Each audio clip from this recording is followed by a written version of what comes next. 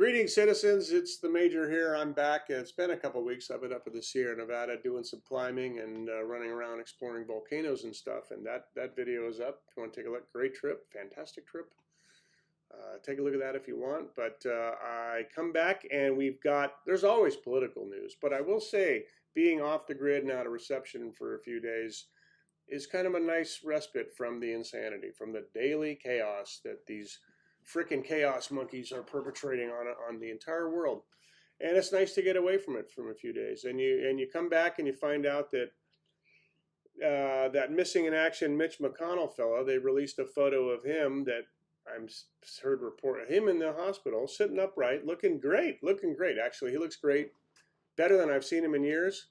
He's got some jeans on. He's all cleaned up. There's no bruising. He doesn't have that extra chin waddle that he had just a few months ago. Maybe they're doing a little liposuction on in the hospital. I don't know. I'm not buying it. And I wouldn't suggest that you buy it either. That's not proof of life. Just some old photograph, which Grok says is AI. I don't know. And some statement written by a staff member about, I had a little fall and I had a little pneumonia and everything's great now. I doubt it. Honestly. I'm not convinced. Laura Loomer has reported that Mitch McConnell is brain dead, but you got to consider the source there because she's a bit brain dead herself. So, yeah, I don't know. I don't see McConnell returning to the Senate floor anytime soon. And that guy's, he's not long for this world. He may be dead he may have been dead for 2 or 3 weeks. The paramedics and journalists that were at the scene when the ambulance arrived said that whole scene, the whole vibe of it fit the profile of when they're just doing corpse retrieval, because they had, the lights on, but no siren. There's no sense of urgency. People are just walking around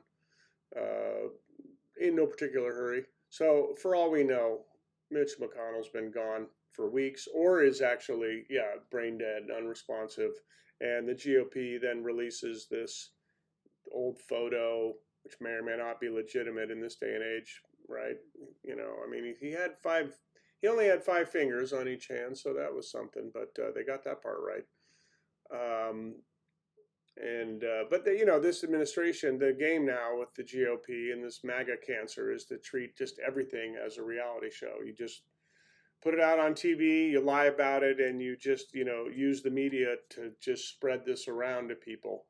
Even if it's completely false and the media is spreading it saying experts aren't so sure and this seems doubtful, it doesn't matter because the fake information gets out to people, and people will, those that are inclined to believe it will immediately believe it. And if you, what is the line? You repeat a lie often enough and people will believe it. And I think they're trying to manage this McConnell situation just like a reality game show thing, and just put out this picture and do the statement, and that'll be sufficient.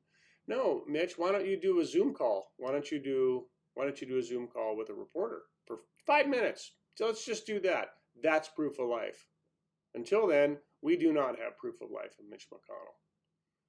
In other news, Lindsey Graham is dead, and I'm seeing a lot of commentary about, he did everything Mitch McConnell did, but he did it backwards and in high heels, ha ha ha. Look, I don't care that Lindsey Graham was gay. I do care that he's dead. And, I'm sorry, am I speaking ill of the dead? Oh, you shouldn't do that. Well, that's just kind of a bullshit manipulative attempt to get people to not tell the truth about a person after they've passed away. And the facts are that Lindsey Graham is not a good person. He's not a good person. He felt that Israel should be allowed to do whatever it wants, and including, in his words, level Gaza. So he's an enthusiastic supporter of Israel's genocide. He has never met a foreign war or military action that he didn't like. The only positives I can say about Lindsey Graham's was that he believed in NATO, and he believed in a free Ukraine. And thank you for that. And I understand that a lot of people are saying that he used to be a real nice gentleman and blah, blah. Yeah, that was 10 years ago. And I think we need to look at really who he ultimately became in the last 10 years of his life.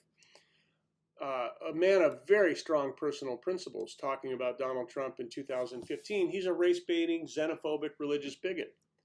if we nominate Trump, we will get destroyed and we will deserve it. And apparently he's left that tweet up, and that would be a really nice kind of final statement from him, and we all hope that that comes true. After January 6th, he said, Trump and I, we've had a hell of a journey. I hate it being this way. Oh my God, I hate it. But today all I can say is count me out. Enough is enough. Was it really enough, Lindsey? Running for your life in the state capitol because of Donald Trump? Because in January 6, 2026, this year, you called him the greatest president of all time. In May, you said that they should change the Nobel Prize to the Trump Prize. In June, you said, Mr. President, you're not far behind God. So this is a man willing to just say and do anything to try to follow some illusionary crumb of power wherever he could find it. This is not a man of strong principles of any kind who delivered nothing for South Carolina in the decades that he served. So I do not shed any tears for the passing of this person. I do appreciate McConnell and Graham working together to lower the average age of the Senate. Thank you for that. I think this makes Dr. Annie Andrews' race for that South Carolina Senate seat a little easier because the advantage of name recognition and incumbency is very strong. So this may end up tilting the balance of power in the Senate, which we desperately need, and I absolutely wholeheartedly support that. McConnell, I don't know. Governor Andy Beshears, they have tied his hands. He can no longer just appoint a new senator. The Republican Senate and House there changed that so that they would have to have a special election. If I was him, I would just call the special election and force the McConnell camp to provide real legitimate proof of life if something exists. You cannot just take their word for it. These people are absolutely not trustworthy. But you know, anytime we potentially lost one or probably two GOP senators, America and its Constitution are better off for it. And I say that statement without any hesitation because I understand who and what these people are and what they're trying to do. So, news. Fairly good news, I'd say. All right. Make sure you're registered to vote and have all the forms of ID that you need, and make sure everybody you know, especially people in swing states, is registered to vote and has every form of ID that they need in order to vote, and make sure they confirm that they're still on the voter rolls because shenanigans are coming, and we need to make this wave too big to rig in November. Alrighty, thanks. I'll talk to you later.